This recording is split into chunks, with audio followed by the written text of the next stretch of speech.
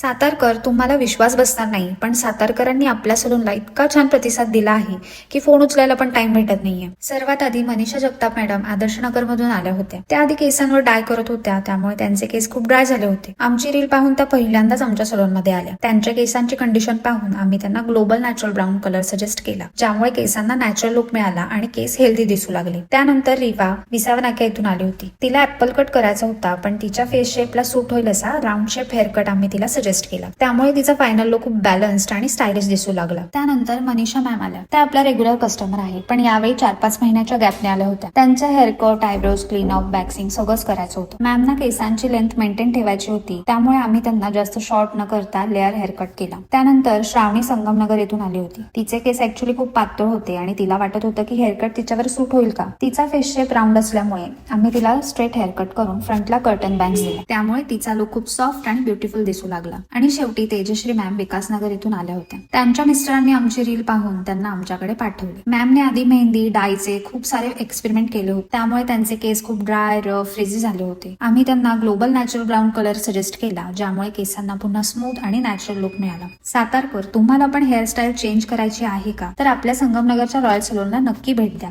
Thank you.